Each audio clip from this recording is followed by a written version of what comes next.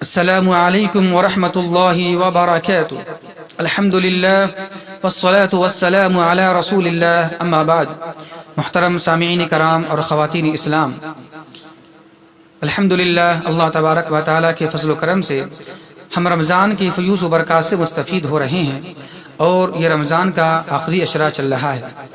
محترم سامعین، رمضان کے آخری عشرے کے تعلق سے اور طاق راتوں کے تعلق سے ہمارے درمیان بہت ساری غلطیاں، بہت ساری غلط فہمیاں پائی جاتی ہیں۔ انہی میں سے ایک غلطی یہ بھی ہے کہ ہم طاق راتوں میں کیا کرتے ہیں، درس کا اہتمام کرتے ہیں 1 گھنٹہ 1.5 گھنٹہ، اور کبھی ایسا بھی ہوتا ہے انہی طاق راتوں میں ہم بچوں کا ایک پروگرام رکھتے ہیں، سوالات جوابات کی شکل میں سوالات کیے جاتے ہیں، بچے جواب دیتے ہیں، پھر انعام تقسیم کیے جاتے ہیں۔ تو جان لیں محترم سامعین، یہ ساری چیزیں غیر مناسب ہے، صحیح نہیں ہے، بلکہ یہ شب قدر کی عظمت و فضیلت کو نہیں جاننے کا ایک ذریعہ ہے، اور نہیں جاننے کا یہ ایک بہت بڑا نتیجہ ہے کہ ہم ایسا کرتے ہیں۔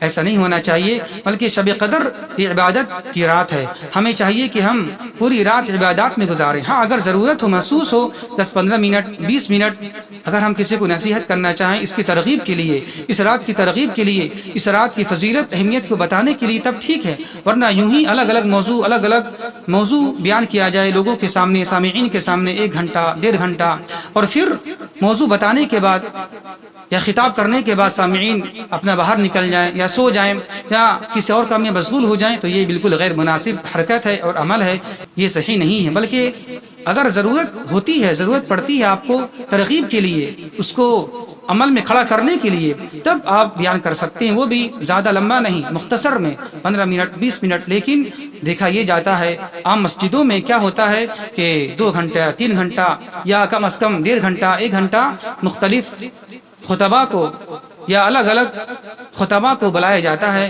اور اس سے تقریر کرایا جاتا ہے مختلف موضوعات دے کر، اور اسی رات میں بچوں کا پروگرام بھی رکھا جاتا ہے۔ تو جان لیں یہ شب قدر کی عظمت و فضیلت نہیں جاننے کا ایک نتیجہ ہے کہ ہم نے کیا کیا، اس رات کو ہم نے صرف شب بیداری کا ذریعہ بنا لیا ہے۔ شب بیداری کرنا یہ اصل مقصود نہیں ہے، رات میں جاگ لینا یہ اصل مقصود نہیں ہے۔ اصل مقصد یہ ہے کہ ہم اس رات میں جاگیں۔ کیوں جاگیں؟ ذکر و اذکار کریں، توبہ استغفار کریں، تلاوت قرآن کریں۔ لیکن ہم نے کیا بنا دیا ہے، اس رات کو شب بیداری کا ذریعہ بنا دیا ہے، پروگرام سننے کا ذریعہ بنا دیا ہے، اور ایک طرح سے تفریح کرنے کا ذریعہ بنا دیا ہے۔ تو جان لیں یہ عمل بالکل صحیح نہیں ہے، ایسا کچھ بھی اللہ کے نبی صلی اللہ علیہ وسلم سے ثابت نہیں ہے۔ آپ دیکھ لیں، آپ شب قدر کے تعلق سے یا رمضان کے آخری عشرے کے تعلق سے خود حضرت عائشہ بیان فرماتی ہیں کہ اللہ کے نبی صلی اللہ علیہ وسلم جب رمضان کا آخری عشرہ آتا تو کمر کس لیتے، پوری طریقے سے تیار ہو جاتے۔ اور یہ بھی بات آتی ہے اللہ کے نبی کے تعلق سے کہ جب اللہ کے نبی صلی اللہ علیہ وسلم نے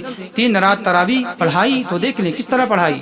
پہلی رات پڑھائی آپ کا نصف رات، آدھی رات، دوسری رات پڑھائی تہائی رات، اور تیسری رات پڑھائی پوری رات۔